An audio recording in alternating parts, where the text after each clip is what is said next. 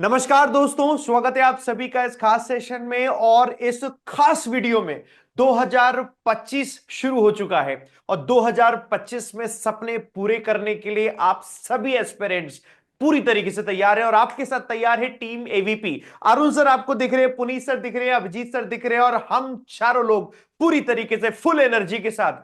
क्योंकि दोस्तों, हमारे जीवन में पिछले 10-12 सालों में अगर लाइफ में साल में कोई एक ऐसी चीज होती है जिसके लिए हम सबसे ज्यादा एक्साइटेड होते हैं, वो होती है वो मेहनत करना, वो बीज बोना, जिसका रिजल्ट हमें एक साल बाद दिखने को मिलता है। तो आज दोस्तों वही दिन है।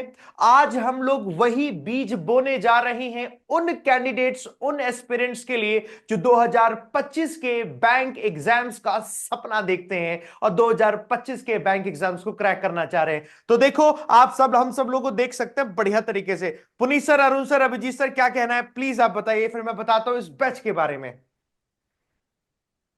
तो दोस्तों, सबसे पहले तो आप सभी का स्वागत है। जैसे कि विशाल सर ने बताया, हर साल लाखों बच्चे सपना देखते हैं बैंकर बनने का, और उनमें से वैकेंसी लिमिटेड होने की वजह से हर साल 30-40 हजार बच्चे अपना ये सपना पूरा कर पाते हैं। हम चाहते हैं हमसे जुड़े हुए हर बच्चे को हम उसकी मंजिल तक पहुंचा सके। तो ये हर साल जनवरी में जो कैलेंडर आता है, उस समय हर बच्चे को एक दिशा चाहिए होती है कि वो किस मार्ग पर चले, उसका सिलेक्शन की नींव पूरी हो जाए, पक्की हो जाए, और वो जिस जॉब को पाने का सपना देखा हुआ है, जिस अपने परिवार को उस सपने को पूरा करने के लिए वो तत्पर है, हम उसको पूरा करने का आज रास्ता बताने वाले हैं। अरुण सर। तो साथियों, सबसे पहले तो देखिए, आप सभी को यह मालूम होगा कि कैलेंडर आउट हो चुका है। डेट्स वगैरह सब कुछ, एवरीथिंग इज क्लियर नाउ। अब अगर सब कुछ क्लियर है तो हम लोगों को एक रोड मैप बना के एक डायरेक्शन हमको रखनी पड़ेगी ताकि हम अपने मुकाम पर पहुंच सकें। जनवरी का महीना अगर आप देखोगे, 15 तारीख को कैलेंडर आया। हमारे अंदर एक उत्सुकता रहती है सर, नए साल को लेकर, कि हम ये रेजोल्यूशंस बनाते हैं, हम नए हम्म। नए रोड्स बनाते हैं, नए नए प्लान्स बनाते हैं। हम लोग भी आप लोगों के लिए कैलेंडर के हिसाब से एक नया बैच लेकर आए हैं, जिसमें हम आपको आज पूरी वीडियो में ये बताएंगे कि बीइंग अ टीचर हम उस पर कैसे आपको पढ़ाएंगे, आपके एग्जाम्स किस महीने में होंगे, किस महीने में आपका सिलेबस कंप्लीट हो जाएगा, ताकि आपका सिलेबस भी टाइमली कंप्लीट हो और आपको रिवीजन करने के लिए भी समय मिल पाए। तो ये बिल्कुल। वीडियो बहुत ध्यान से सुनिएगा। ये वीडियो टू द पॉइंट रहेगा। जिस चीज को लेकर कि जो 25 का कैलेंडर आया है, उसके सारे एग्जाम्स को एक सिंगल बैच में कैसे आपको पढ़ना है। Sir, over to you. Abhijeet sir. Sir, मेरा मानना हमेशा ये होता है कि एक लक्ष्य होना, वो क्लियर होना चाहिए, और राइट टाइम पर राइट एक्शन लेना चाहिए। तो जैसे आप लोग बता रहे हो कि कैलेंडर आ चुका है, यानी हमें हमारा लक्ष्य मालूम चल चुका है कि क्या लक्ष्य है हमारा, और अब टाइम आ चुका है राइट टाइम पर राइट एक्शन लेने का। वो कैसे लेंगे हम, ये विशाल सर हम लोग को बताएंगे। Sir please. बिल्कुल दोस्तों, देखिए अब मैं आपको ले चलता हूं स्क्रीन पर। जैसा कि सभी टीचर्स ने आपको बता दिया दोस्तों कि हम लोग एक बैच में आप सबको पढ़ाएंगे। तो बहुत ध्यान से फोकस देखिए, ये आपकी स्क्रीन पर दिख रहा है। इस बैच का नाम है सक्षम फाउंडेशन बैच। हम इस सक्षम फाउंडेशन बैच की शुरुआत 23 जनवरी से कर रहे हैं। इस 23 जनवरी से आपकी दो क्लासेस सबसे पहले शुरू होंगी। अभिजीत सर की क्लास जो कि दोपहर के 1 PM पर होगी, अरुण सर की क्लास जो कि 11:30 AM पर होगी। ये दो क्लास की शुरुआत आप करेंगे 23 जनवरी से। और उसके बाद मेरी क्लास और पुनीत सर की क्लास 30 जनवरी यानी 30 तारीख से शुरू होगी, 30 जनवरी से शुरू होगी। मैं पढ़ाऊंगा शाम को 7 बजे यानी 7 PM पर। पुनीत सर पढ़ाएंगे 4 बजे यानी कि 4 PM पर। ये तो सबसे पहले रहा टाइमिंग। अब मैं बता दूं, इसमें हम बिल्कुल जीरो से पढ़ेंगे, एकदम बेसिक से पढ़ेंगे। मैं इंग्लिश बताता हूं कैसे पढ़ाऊंगा, बहुत ध्यान से सुनिएगा दोस्तों। इंग्लिश बहुत ही क्रूशियल रोल प्ले करती है और हम उस क्रूशियल रोल में कहीं पीछे ना रह जाए। तो जरूरी है क्या काम की चीजें इंग्लिश में वो पढ़ना। तो जो भी आपको इंग्लिश में मैं पढ़ाऊंगा, वो चाहे पीओ का एग्जाम हो, चाहे क्लर्क का एग्जाम हो, चाहे एसओ का एग्जाम हो, इन तीनों ही एग्जाम्स में वो काम आएगी। इसके अलावा प्रीलिम्स लेवल से लेकर मेंस लेवल दोनों में जो ऑब्जेक्टिव आता है, और मेंस में जो एसबीआई पीओ, IBPS PO, इनमें जो डिस्क्रिप्टिव आता है इसकी पूरी की पूरी प्रिपरेशन दोस्तों इस बैच में मैं इंग्लिश में कराऊंगा। इसका मतलब आपने बस एक ये बैच ज्वाइन किया, इसको पढ़ा, तो 4 से 6 महीने आप अप्रोक्सीमेटली पढ़ रहे होंगे और इन 6 महीनों में पूरी ताकत से आप पूरा पढ़ना है।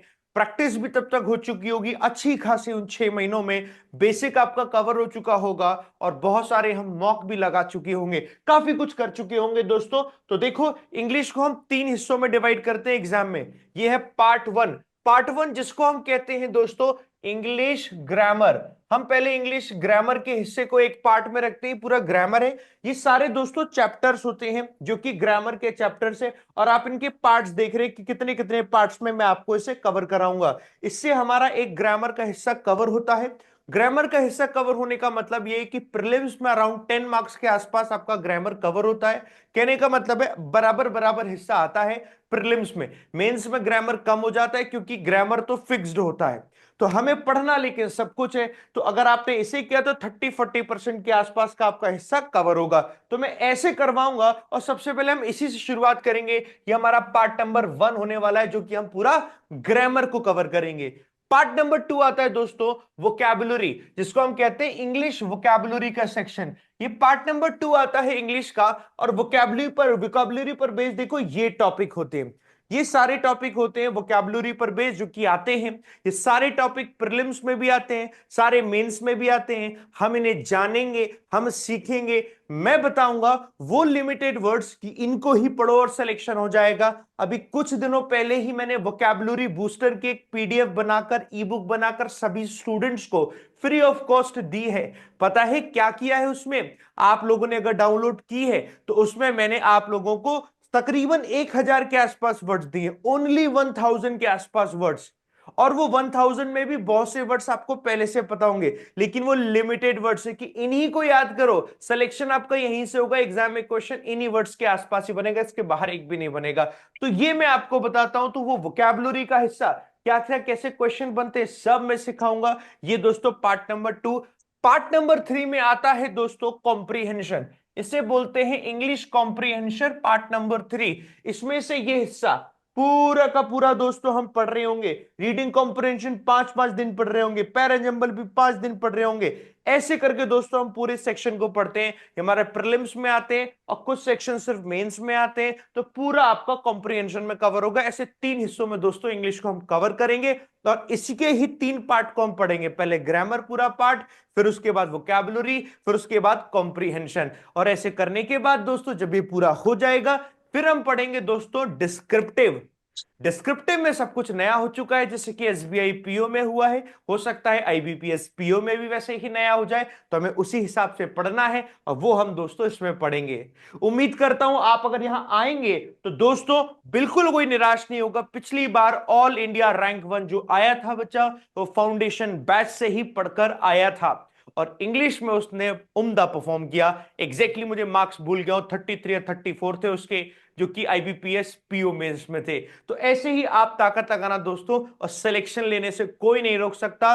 तो अगर आप हिंदी मीडियम के स्टूडेंट हैं, आपकी इंग्लिश बहुत वीक है, आप एक्स सर्विसमैन है, आप जॉब करते हैं, टाइम कम है, आप कैसे पढ़ेंगे, आपको बिल्कुल नहीं आता, बहुत ज्यादा वीक है, तो दोस्तों ये बैच आप ही के लिए, क्योंकि मैं बिल्कुल जीरो से इसमें पढ़ाऊंगा, हाई लेवल तक ले जाऊंगा, क्वेश्चन प्रैक्टिस बहुत सारी करने के लिए दूंगा, कुछ भी इसके अलावा फिर आपको एडिशनल करने की जरूरत नहीं है।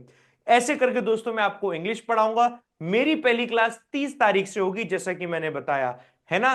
चलिए अब बढ़ते हैं दोस्तों आगे, हम बढ़ते हैं अब। ठीक है पुनीत सर आप आ जाइए। तो दोस्तों अभी आपने इंग्लिश का, विशाल सर ने आपको बहुत डिटेल में एक्सप्लेनेशन किया, और मुझे उम्मीद है आपको इंग्लिश के बारे में सुनकर एक पॉजिटिव वाइब्स आई होगी कि हाँ अगर हम इंग्लिश ऐसे पढ़ेंगे तो हमारे सिलेक्शन के चांसेस बढ़ जाएंगे। अभी अभी दोस्तों रिजल्ट आया था, 1 जनवरी को हर साल रिजल्ट आता है आरआरबी का, और उस रिजल्ट में बहुत सारे बच्चों ने शिरकत की, मतलब सिलेक्शन लिया। आप हमारे इसी चैनल पर बहुत सारी सक्सेस स्टोरी देख सकते हैं। उनके सिलेक्शन लेने में कहीं ना कहीं उनकी डिसीजन मेकिंग का बहुत बड़ा रोल था। जैसा कि इस बैच के बारे में भी विशाल सर ने बताया, मैं भी आपको इस बैच में रीजनिंग किस तरीके से पढ़ाने वाला हूं वो बताता हूं। तो दोस्तों सबसे पहले, जैसा कि मेरा भी क्लास स्टार्ट होगा 30 जनवरी से, और बैच मेरी इस टाइमिंग होगी इस बैच की 4 PM। तो 30 जनवरी से 4 बजे मैं मिलने वाला हूं आपको। अब मैं बात करता हूं रीजनिंग के कुछ हिस्सों की। तो दोस्तों रीजनिंग के अंदर अगर मैं पार्ट्स की बात करूं तो रीजनिंग के कौन कौन से 3 पार्ट हैं। तो सबसे पहले प्री के 2 पार्ट आपको बताता हूं। एक पोर्शन मिसलिनियस जो एग्जाम में 10 से 15 नंबर का आता है, और दूसरा पोर्शन सिटिंग और पजल जो एग्जाम में 20 से 25 नंबर का आता है। तो ये तो हुआ पार्ट 1, ये हुआ पार्ट 2। और जब हम मेंस में पहुंचते हैं, ये प्री में है, जब मेंस में पहुंचते हैं तो प्री के टॉपिक के साथ साथ जो पार्ट 1 पार्ट 2 हम कर रहे हैं उसके साथ क्रिटिकल रीजनिंग जिसको लॉजिकल रीजनिंग भी बोलते हैं, मशीन इनपुट और डीएस डेटा सफिशिएंसी, ये 3 टॉपिक और एड ऑन हो जाते हैं। तो ये आपका पूरा रीजनिंग का सिलेबस है। फिर से रिपीट कर दूं, मिसलिनियस टॉपिक अभी डिटेल बताऊंगा इसमें क्या क्या आएगा, सिटिंग और पजल, और जब आप मेंस में जाते हो तो इसका 5 गुने से लेकर 10 गुना लेवल बढ़ जाता है और ये तीनों टॉपिक ऐड हो जाते हैं। तो ये पार्ट 1, ये पार्ट 2, ये पार्ट 3।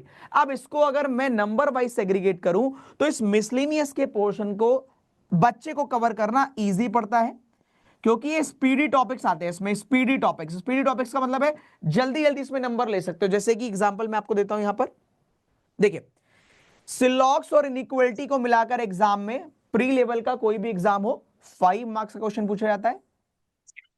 सीरीज और कोडिंग मिलाकर कोई भी एग्जाम हो प्री लेवल का, चाहे क्लर्क हो चाहे पीओ हो, 5 नंबर का क्वेश्चन पूछा जाता है।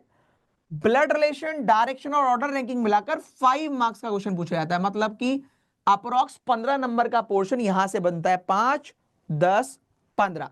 अगर 35 मार्क्स का क्वेश्चन है तो जनरली 4 पजल यहां पर आती हैं 20 मार्क्स की। अब आप जानते हो, देखो यार, बैंक में बहुत सारे लोग पेपर भर देते हैं, पेपर एग्जाम का फॉर्म भरते हैं, तो बहुत सारी शिफ्ट में एग्जाम होता है। तो कुछ शिफ्ट थोड़ी ऊपर लेवल की बनती है, कुछ मॉडरेट बनती है, कुछ इजी बनती है। तो कुछ शिफ्ट ऐसी होती है जिसको हम टफ शिफ्ट बोलते हैं, या बोलते हैं इसमें पेपर अच्छे लेवल का आ गया था प्री लेवल में भी। तो उसमें क्या होता है, पजल ना 25 मार्क्स की आती है। तो होगा क्या, या तो इसमें से कुछ कम कर देगा, ये 3 नंबर का दे देगा, ये 5 नंबर की जगह 4 नंबर का दे देगा, ये 5 की जगह 3 नंबर का दे देगा। मतलब यहां से जनरली 2 टॉपिक कवर करता है, कभी कभी एक ही दे पाता है। जब आप मेंस में पहुंचोगे तो मेंस में इनपुट, डेटा सफिशिएंसी और लॉजिकल रीजनिंग, इसका वेटेज बहुत ज्यादा है। आजकल जितना टफ लेवल का एग्जाम होता है इसका वेटेज उतना ज्यादा बढ़ जाता है। मतलब एसबीआई पीओ, आईबीपीएस पीओ में तो 8-8, 10-10 नंबर का ये वैल्यू रखा हुआ है। तो क्रिटिकल रीजनिंग में क्या आता है, assumption, argument, inference, cause and effect, problem and course of action, statement, conclusion, ये सारी चीजें यहां कवर करेंगे। पर याद रखिए इस पोर्शन को नहीं छूना है। कब, जब आप प्री की तैयारी कर रहे हो। लेकिन मेंस में इनको बिल्कुल भी नहीं छोड़ सकते। अगर ये अच्छे से कवर कर लिया तो आपके सिलेक्शन के चांसेस, आपके मार्क्स अच्छे होने के चांसेस सारे के सारे बढ़ जाएंगे। तो दोस्तों मैं आपको ये सब कुछ कवर कराऊंगा। पहले स्पीडी टॉपिक्स, फिर सेटिंग पजल पार्ट 2 और पार्ट 3 में ये सारा मेंस का पोर्शन। तो मुझे उम्मीद है इसको सुनने के बाद आपके अंदर एक पॉजिटिव वाइब्स आई होगी यार। पहले स्पीडी टॉपिक कवर करेंगे, अपने बकेट में नंबर गेन करते रहेंगे। फिर जब वो नंबर गेन हो जाएंगे तो सिटिंग पजल पे चलेंगे और इस तरीके से चलेंगे कि जो पढ़ रहे हो वो हमारा मेंस में काम आए। That's all from my side. बहुत सारे बच्चों का इस बार सिलेक्शन हुआ है और इस बार मैं चाहता हूं आप में से जितने बच्चे इस वीडियो को देख रहे हो और इस बैच में जुड़े, उनका सिलेक्शन जरूर हो। एग्जाम के लिए प्रॉपर समय है, आप मुझे समय दीजिए, मैं आपको सिलेक्शन जरूर दूंगा। तो wish you all the very best. चलते हैं अभिजीत सर। तो दोस्तों अभी विशाल सर ने, पुनीत सर ने अपने अपने जो सब्जेक्ट पढ़ाएंगे उसके बारे में बताया और काफी डीप में बताया आपको। विशाल सर, पुनीत सर काफी मेहनत करते हैं आपके लिए, काफी कंटेंट आपको देते हैं और लिटरली मतलब कि काफी अच्छे और एक्सपीरियंस फैकल्टी भी हैं। तो इनके कोर्सेज से आपको फायदा बहुत मिलने वाला है। अब मैं जीए की बात करता हूँ। तो जीए प्री एग्जाम में नहीं आती है, मेंस में आती है। लेकिन मैं हमेशा बोलता हूँ जीए तो जीए कैसे, क्योंकि ये जो प्री और मेंस का टाइम होता है ना, तो हम इसमें क्लियर कर नहीं पाते हम कब जीए पढ़ना है। तो मैं आपको एडवाइस करूंगा कि आप वेरी फर्स्ट डे जब से आप तैयारी शुरू करते हैं आपको जीए पढ़ लेना चाहिए, बिकॉज एग्जाम में ये गेम चेंजर हमेशा होता है। तो प्री के एग्जाम में जीए तो नहीं आती है, लेकिन थोड़ा सा मैं आपको बताऊंगा दोस्तों। लो, तो आपका जो जीए होता है वो 3 पार्ट में डिवाइड होता है। एक करंट अफेयर्स, दूसरा बैंकिंग फाइनेंशियल अवेयरनेस और तीसरा स्टैटिक अवेयरनेस। तो इन 3 पार्ट में जीए हमें पढ़ना होता है। और इसमें वेटेज क्या है दोस्तों? वेटेज अगर आप देखें तो वेटेज की बात करें इस, तो यहाँ पे देखो करंट अफेयर्स का वेटेज मैक्सिमम रहता है, मतलब 70 to 75% आपके क्वेश्चन बनते हैं करंट अफेयर्स। वही बैंकिंग फाइनेंशियल का थोड़ा कम होता है, 15 से 20%। स्टैटिक का दोस्तों 2-3 क्वेश्चन बन जाते हैं आपके। यानी गाइस अगर जीए में आपको अच्छे मार्क्स लाने हैं तो एक काम तो ये करना पड़ेगा कि आपको करंट अफेयर्स पर अपना मेजर ग्रिप रखना पड़ेगा, और आप बैंकिंग फाइनेंशियल को भी अवॉइड नहीं कर सकते हैं। इससे भी क्वेश्चन बनते हैं दोस्तों, और ये काम देता है आपको इंटरव्यू में, अगर आप पीओ की तैयारी कर रहे होते हैं तो मेरे हिसाब से आपको पैटर्न पता होगा कि पहले pre exam, then mains exam, then interview for the PO, and for the clerical pre और मेंस, उसके बाद आपका फाइनल सिलेक्शन हो जाता है। तो वेटेज क्या है दोस्तों वो देख लो। अब हम अपने बैच में कैसे शुरुआत करेंगे, तो ये हमारा फाउंडेशन बैच है दोस्तों। यानी आप जैन में हमें ज्वाइन करेंगे तो जो आपके एग्जाम्स हैं, पहला एग्जाम जब का है वो है आरआरबी क्लर्क प्री का, और ये 27 जुलाई को है, मेरे ख्याल से 27 जुलाई को ही है। यानी फरवरी, मार्च, अप्रैल, मई, जून और जुलाई भी मान लेते हैं बिकॉज लास्ट में एग्जाम आ रहा है। तो इतने महीने आपके पास हैं दोस्तों, तो इतने महीनों को हम बारी बारी से डिवाइड करेंगे। सबसे पहले आपको हम पढ़ाएंगे बैंकिंग फाइनेंशियल अवेयरनेस, और काफी अच्छे से पढ़ाएंगे, डीप से पढ़ाएंगे। यानी मैं चाहता हूं कि आप मतलब फरवरी, मार्च, अप्रैल कम से कम इतना कवर करें, और उसके बाद दोस्तों जब हमारा बैंकिंग अवेयरनेस कंप्लीट हो जाएगा तो फिर हम बढ़ेंगे करंट अफेयर्स की तरफ, ताकि एग्जाम के टाइम पर हम जब रिवाइज करें तो चीजें हमें याद रहे। तो ये हमारा जो पैटर्न होता है। और गाइस अगर आगे बात करें तो ये है हमने एग्जैक्ट इक्वेशन की मार्क्स किया। देखो तो 40 marks, clerical 40 marks, IBS PO 40 question 40 marks, लेकिन क्लरिकल में ये 50 मार्क्स की हो जाती है। एसबीआई पीओ दोस्तों ये आपका अब हो गया 60 question, 60 question 60 marks. SBI clerk 50 question 50 marks, ठीक। तो जीए कितना वेटेज रखता है ये अब मैं आपको दिखा रहा था, यहाँ पर आपने देख लिया। So guys state bank of India PO 60 और 50, आईबीपीएस 50 क्लरिकल में, एनपीओ में 40, एंड ग्रामीण 40-40 रुपए का, ठीक है। तो ये आपका पैटर्न है, ये आपके मार्क्स है एग्जाम के लिए, ठीक। सो गाइस करंट अफेयर्स की बात करें तो कुछ टॉपिक है वो बहुत बड़ा वास्ट है, लेकिन कुछ टॉपिक आप स्ट्रॉन्ग कर सकते हो अपना। जैसे फॉर एग्जांपल दोस्तों अपॉइंटमेंट हो गया आपका एक सेक्शन, ये बड़ा इंपॉर्टेंट है। इसके बाद दोस्तों अगर हम बात करते हैं so government scheme very important, banking financial news ये बहुत है। गाइस मान लो कम से कम 20 to 30% क्वेश्चन यहीं से बन जाते हैं आपके, मतलब इस सेक्शन से बन जाते हैं आपके, ठीक है। इसके बाद दोस्तों अगर हम बात करते हैं तो और कुछ टॉपिक हमारे हैं जैसे रिपोर्ट इंडिसेस, ये टॉपिक बड़ा ही इंपॉर्टेंट है, ठीक है। तो कुछ टॉपिक ऐसे हैं जिस पर हमें मेन फोकस रखना होता है, जैसे बैंकिंग फाइनेंशियल सीए हो गया, गवर्नमेंट स्कीम्स हो गई, नेशनल अफेयर्स हो गया, तो इस पर हम अच्छे से काम करते हैं दोस्तों। अब गाइस मैं आपको एक लास्ट पॉइंट बताऊंगा, बैच में मैं कैसे पढ़ाने वाला वो तो मैंने आपको एक्सप्लेन कर दिया कि सबसे पहले हम पढ़ेंगे बैंकिंग अवेयरनेस, साथ में स्टडी का अवेयरनेस, और बाद में हम पढ़ेंगे करंट अफेयर दोस्तों। अब कैसे आपको फॉलो करना है, कैसे आपको पढ़ाई करनी है, तो देखो विशाल सर ने आपको बैच के बारे में इन्फॉर्मेशन दी। सक्षम बैच में आपको आना है, और वहां पे 23rd से मेरी क्लास शुरू होगी 1 PM पे दोस्तों। लो लास्ट 6 मंथ का सीए हमको पढ़ना होता है, करंट अफेयर्स लास्ट 6 मंथ का, एक ये पढ़ लो आप। अपना मेन फोकस रखो फाइनेंस, बैंकिंग, इकोनॉमी, न्यूज लो, मेन फोकस यहाँ पर। आपको हमारी डेली सीए क्लास करनी है जो कि मॉर्निंग होती क्लास हमारी होती है। उसके बाद गाइस हमारा पीडीएफ मिलता है आपको। यानी गाइस कहने का मतलब अगर आप हमारी सक्षम बैच ज्वाइन करते हैं तो मंथली करंट अफेयर्स पीडीएफ मैं आपको फ्री में दूंगा। इसके अलावा दोस्तों जीत मैगजीन हमारी आती है, फ्री ऑफ कॉस्ट आपको मिल जाएगी, हर महीने के हर 1000 क्वेश्चंस, ठीक है। सो हमारे बैच में क्या मिलने वाला आपको, पहले हम बैंकिंग फाइनेंशियल क्लास करेंगे, स्टैटिक करेंगे, देन करंट अफेयर्स करेंगे। रिवाइज करने के लिए मंथली पीडीएफ यूनिकॉर्न आपको मिल जाएगी, और आपको मेरा जीत मैगजीन मिलेगा जिसमें 1000 क्वेश्चंस आते हैं। तो इस तरीके से हम पढ़ाई करने वाले हैं, मतलब कंटेंट हो जाए हमारा, क्लासेस में सब कुछ आपको मिलने वाला है दोस्तों, और आप अच्छे मार्क्स जरूर पाएंगे। जैसा पुनीत सर ने बोला आप हमको समय दीजिए, हम आपको सिलेक्शन दें। रीजनिंग, इंग्लिश और जीए का सिलेबस जानने के बाद now you have an basic idea कि 2025 में आपको कैसे क्या पढ़ना है। अब क्वांट एक ऐसा सब्जेक्ट है जिसको लेके ज्यादातर लोगों के मन में ये कंफ्यूजन होता है कि सर ये सब्जेक्ट हम पढ़े कैसे, और इस सब्जेक्ट को काफी सारे लोग बोलते हैं कि बहुत टफ है, हमने तो बचपन में मैथ्स नहीं पढ़ी, हम लोग आर्ट्स बैकग्राउंड से हैं, कॉमर्स बैकग्राउंड से हैं, तो आखिरकार कैसे पढ़ा जाएगा। मैं आपको एक छोटी सी 2 सेकंड 3 सेकंड की एक बहुत बेसिक सी बात बताता हूं कि जब हमें कोई बहुत बड़ा टास्क करना होता है और हम यही सोचते रहेंगे कि ये बड़ा टास्क कैसे अचीव होगा, तो शायद हम उस बड़े टास्क को कभी कर ही ना पाए। तो जितने भी बड़े बड़े लोग हैं वो कहते हैं कि भाई अगर बड़ा काम अचीव करना है, आप चीजों को तोड़ दो, आप चीजों को बांट दो, छोटे छोटे गोल बनाओ और उन गोल को अचीव करो। उसके बाद जो कॉन्फिडेंस आपको मिलेगा शायद वो आपके रास्ते को आसान कर देगा। क्वांट को भी मैंने 2025 में इसी तरीके से बनाया है कि आपको मैंने पूरा सिलेबस 3 हिस्सों में बांटा है और मेरा मोटिवेशन यही है कि फोकस, फोकस का मतलब follow one course until success. आप मेरे इस कोर्स को फॉलो करिए जब तक आप सफल ना हो जाए। जितने भी सक्सेस जिन्होंने इस बार सफलता हासिल करी है वो यही बोलते हैं, सर एक फाउंडेशन बैच और एक मेंस बैच, नमस्ते हमारा हो गया। अब देखिए मैं कैसे आपको उस कोर्स के बारे में बताने वाला हूं कि उस कोर्स में पढ़ाया कैसे जाएगा। देखिए अगर हम बैंक एग्जाम को देखते हैं तो बैंक एग्जाम का मतलब है आप तैयारी कर रहे हो दो चीजों की, एक हो गया पीओ और एक हो गया भैया क्लर्क, है ना। अगर आप मेरी आज की थॉट समझ गए ना, आप जिंदगी में कभी ये सवाल नहीं पूछोगे मुझे कौन सा बैच पढ़ना है, क्योंकि मैं समझता हूं कि सिलेक्शन उसी बच्चे का होता है जो ये समझ पाया है कि मुझे पढ़ना कैसे है। आप पीओ और क्लरिकल दो चीजों के लिए अप्लाई करते हो। अगर मैं पीओ की बात करूं या क्लरिकल की बात करूं तो मैक्सिमम जगह जो मैथ्स में सवाल पूछे जाते हैं, जैसे आरआरबी में 40 क्वेश्चन है, एसबीआई पीओ में 30 हो गए हैं, वरना 35 हुआ करते थे। तो एक स्टैंडर्ड फॉर्मेट चला आ रहा है पिछले 2 3 5 सालों से। तो पीओ में क्या होता है, 10 नंबर का आता है स्पीड मैथ्स। अब ये स्पीड मैथ्स क्या होता है बताऊंगा अभी मैं ना।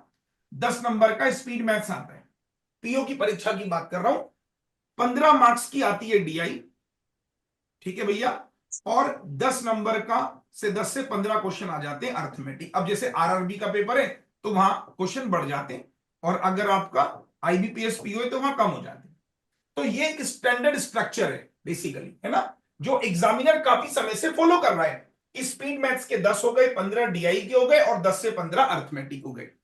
अगर मैं क्लरिकल की बात करूं तो आपको मिलेगा कम से कम 15 से 20 नंबर का मिलता है स्पीड मैथ्स।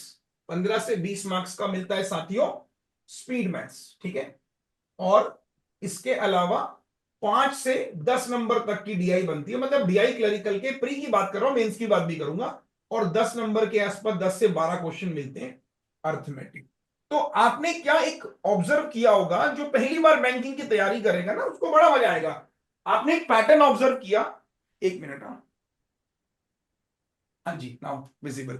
हाँ, आपने एक पैटर्न ऑब्जर्व किया होगा कि चाहे पीओ की परीक्षा हो चाहे क्लरिकल की परीक्षा हो, स्पीड मैथ्स वहां भी आता है यहां भी आता है, डीआई वहां भी आती है यहां भी आती है, अर्थमेटिक वहां भी आता है यहां भी आता है। अब पहला कंफ्यूजन तो ये दूर हो गया कि पीओ और क्लरिकल का सिलेबस सेम है। सिलेबस की मैं बात कर रहा हूं कि सिलेबस दोनों का सेम है। तो अगर कोई एक सर्विसमैन साथी इस वीडियो को देख रहा है तो वो इसको समझ जाना चाहिए सभी बच्चों को कि दोनों का जो सिलेबस है वो सर सेम है।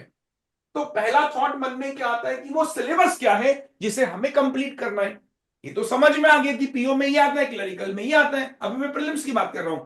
तो अगर मैं आपको सिलेबस दिखाऊं तो प्रीलिम्स का जो स्पीड मैथ्स का सिलेबस है प्लस मेंस दोनों बता रहा हूं मैं, ठीक है, वो ये है स्पीड मैथ्स, जिसमें हमने कहा वैदिक मैथ्स और फास्ट कैलकुलेशन ट्रिक्स। मतलब अगर कोई मुझसे साथी पढ़ना चाहता है, मैंने शुरुआत में एक बात बोली थी कि मैं क्वांट को ऐसे पढ़ा रहा हूं कि आप एक एक स्टेप को फॉलो करें। मैंने 3 हिस्सों में बांट दिया। 23 जनवरी से मेरा कोर्स चालू हो रहा है। मेरा पहला थॉट क्या है, स्पीड मैथ्स। क्यों रखा भाई स्पीड मैथ्स, आप डीआई से शुरू क्यों नहीं करते, अर्थमेटिक से शुरू क्यों नहीं करते? क्योंकि वो साथी जिसको गणित नहीं भी आती है उसके अंदर पहले मुझे इंटरेस्ट जगाना है। जब उसके अंदर इंटरेस्ट जाग जाएगा मुझे पता है कि फिर वो चिंगारी अपने आप बन जाएगी। तो पहले हम शुरुआत करेंगे स्पीड मैथ्स, जिसमें मैं आपको गणित की कुछ ऐसी ट्रिक्स बताऊंगा जिनसे आप गुणा भाग जल्दी करने लगोगे। क्योंकि अगर 15-20 नंबर का सिंप्लीफिकेशन आ रहा है दैट मींस कि वहां स्पीड भी चाहिए, आप क्वेश्चन बहुत जल्दी सॉल्व कर सकें। तो जब शुरुआत में आएंगे तो मैं कुछ ट्रिक्स आपको सिखाऊंगा जिनसे आपको मजा आएगा, जिनसे आपको गणित पढ़ने में ऐसे लगेगा वाह सर कौन सी दुनिया में आ गए। उसी के साथ साथ number system, fraction, surds, HCF, LCM, simplification, approx, missing, wrong, तकरीबन ये 10 चैप्टर हमारे इस स्पीड मैथ्स के सिलेबस में आपको पढ़ाए जाएंगे, जो बैच आपका 23 जनवरी से स्टार्ट हो रहे हैं। जब आप ये बैच मतलब ये पूरा कर लोगे, आप कोई भी मॉक लगा लेना किसी भी पब्लिकेशन का, कुछ भी प्रीवियस ईयर कुछ भी, आप अपने 10 नंबर पीओ में पाओगे और 15 से 20 नंबर क्लर्क में पाओगे। और ये चीज आपको 1 महीने के अंदर ही पता लग जाएगा कि मेरे को कितना बेनिफिट हुआ। जब आप इतना सोचिए 1 महीने 1.5 महीने में स्कोर करने लगोगे और एनर्जी आएगी आपको कि सर मुझे ना और स्कोर करना है। तो फिर हम दूसरे भाग में क्या पढ़ेंगे, अर्थमेटिक। दूसरे भाग में हम पढ़ेंगे अर्थमेटिक। अर्थमेटिक के मैंने सारे चैप्टर्स लिख दिए हैं और हम ये सारे चैप्टर्स, आप इसका स्क्रीनशॉट भी लेते हुए चलना, कहीं पे लिख लेना कि सिलेबस क्या है ना। तो स्पीड मैथ्स का सिलेबस ये है। अगर मैं अर्थमेटिक के सिलेबस की बात करूं, ये अर्थमेटिक का सिलेबस है साथियों। आप हर एक चैप्टर को नोट डाउन कर लीजिएगा, देख लीजिएगा हर एक चैप्टर को। और इन चैप्टर को मैं बिल्कुल बेसिक से स्टार्ट करूंगा। लेट से 0 लेवल नहीं, कोई माइनस लेवल का बच्चा भी है, मैं कैसे सिखाता हूं। सपोज करो कोई मेरी बेसिक क्लास करने आता है, तो मैं कोशिश यही करता हूं कि आपको ऐसे पढ़ाऊं कि जैसे मान लो किसी को कुछ भी नहीं आता। साथ ही साथ प्रीवियस ईयर क्वेश्चंस मेरे हमेशा रहेंगे। आपको 2024 में जो लेटेस्ट सवाल पूछे गए वो भी आपको इस कोर्स में दिखाई देंगे। इसके बाद फिर तीसरा फेज, जो आखिरी फेज होगा, वो होगा हमारे डीआई का। जो डीआई आपका प्रीलिम्स में पूछा जाता है, वो इतने तरीके का डीआई बनता है, वो सारा का सारा आपको इसी कोर्स में देखने को मिलेगा। तो जो 23 जनवरी से बैच स्टार्ट हो रहा है, आपको इसमें एंट्री मान लेनी है। पहले 3 फेज में आप अपने प्रीलिम्स के सिलेबस को पढ़ रहे हो। ये एक सिलेबस है, मैं फिर बता दूं, इसमें जो क्वेश्चन का लेवल होगा वो प्री भी होगा, पीओ प्री भी होगा, क्लर्क प्री भी होगा। साथ ही साथ क्लर्क मेंस, पीओ मेंस तक सवाल कैसे जाते हैं वो हम डिस्कस करेंगे। जब आप मेंस में जाते हो तो प्रीलिम्स में तो इस तरह की डीआई होती है, और मेंस में क्या होता है कि जो डीआई होती है वो थोड़ी सी अर्थमेटिक बेस बन जाती है। वो डीआई पूछने के तरीके थोड़े से एक्सटेंड हो जाते हैं, तो वो भी हम फिर इसके बाद पढ़ेंगे जब हमारा प्रीलिम्स कंप्लीट हो जाएगा। तो आपको क्या करना है, सबसे पहला काम 23 जनवरी से जो मेरा कोर्स आ रहा है उसको पकड़ लेना है।